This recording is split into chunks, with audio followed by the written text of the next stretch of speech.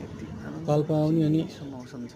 बटुक नखाइकन जाने कुरा नि भएन नि त। गर्मी छल्न चाहनुहुन्छ भने आउनुहोस् पानी पाल्पा पर्न लाग्छ तर चाहिँ यहाँ बटुक बसेर खान टक्क चिया र है त बटुक गाइज। नखाइकन बटुक जान मन लाग्दैन ल।